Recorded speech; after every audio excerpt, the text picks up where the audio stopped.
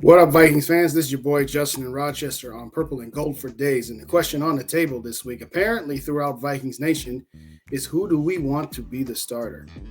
But that's not even really the question. The question is, why do we even care? We'll answer that question and a few others right after this.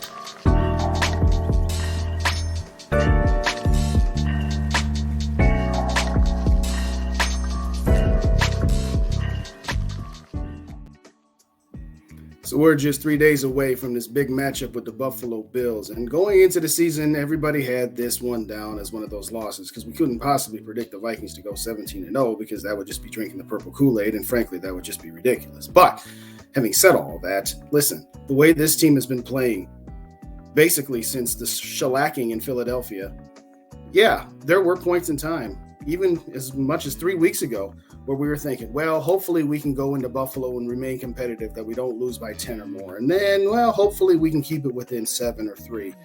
Nah, hopefully we can win this game. And I believe we can. But the real question on the table is who's going to be the starter? I mean, everybody's got their opinion, and you've probably formulated one already. But I think it's a very key matchup and a very key to this game as to who's going to be the starter.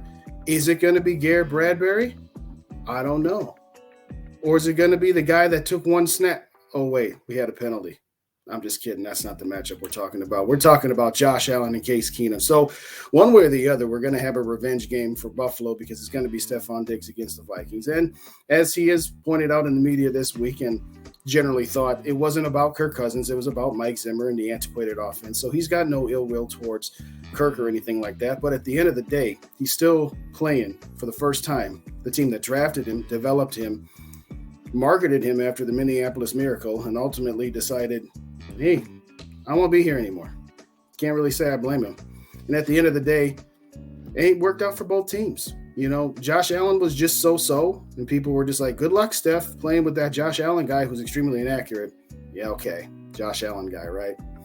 That all being said, the Vikings came out just fine with JJ. Even in and of himself, other pieces, sure, that's great. The bottom line is, this is a trade that worked out for both teams. But I digress. Everybody want to talk about, well, if we don't play Josh Allen, then the Vikings in the media are going to be looked at as just, well, they just got another set of lucky breaks because once again, they're playing a backup quarterback. Listen, the excuses of why the Vikings don't get in respect from the national media are going to continue one way or the other. They could win the Super Bowl and it would still be, well, yeah, but. Forget the yeah buts. We're done with those. The bottom line is you can't be 7-1 and be a bad team. Now, are you a great team at 7-1? Maybe, maybe not. But at the very least, you're a good team, if not a very, very good team, and possibly a great team. But I digress again. If Josh Allen plays at 75%, the media is going to say, well, Josh Allen wasn't healthy. To that, I say, so what? We can talk all we want about the Miami game. Well, Tua Tagovailoa didn't play. That's not the Vikings' fault, is it? No, it isn't. Oh, well, we played this backup quarterback and we didn't play Jameis Winston. Instead, we got Andy Dalton instead because that's a hill beans worth of difference, right? Now, having said that, yes, the difference between Josh Allen and Case Keenum, even if Josh Allen is only 75%, is still dramatic. But if it ends up being Case Keenum, so what? Who cares? You just go out there and beat who you play. You can't control the other team's roster. You can't control the other team's health. You can barely control your own. The Vikings have gotten extremely lucky to be as healthy as they have been.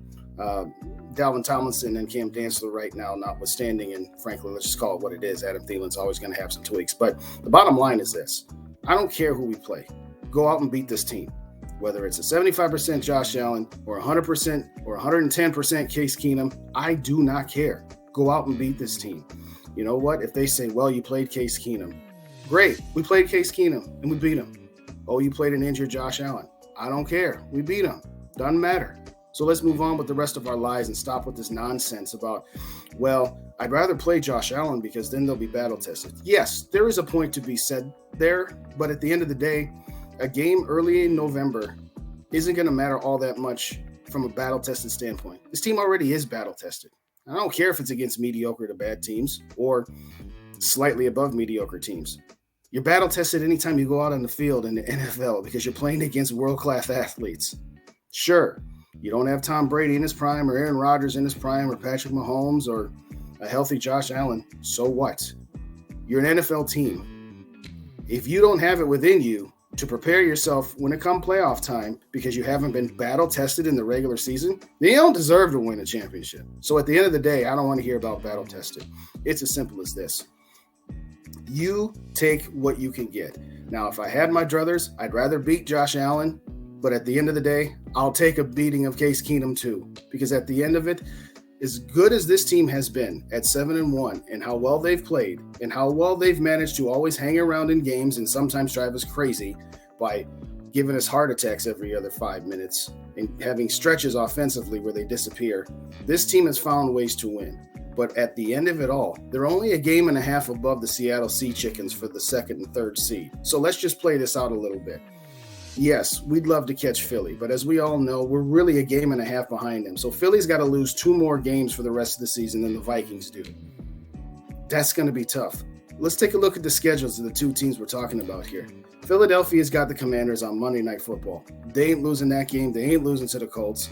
The only losses I see on their schedule potentially is Cowboys. Maybe they lose 1 to the Giants and they have a halfway decent test in Tennessee. The Packers ain't going to pose a challenge to them. And frankly, I'm still sick to my stomach that we might actually have to pull for them for at least 1 Sunday Night Football game. But let's move on with the rest of our lives. The Packers are done. We don't need to talk about them anymore.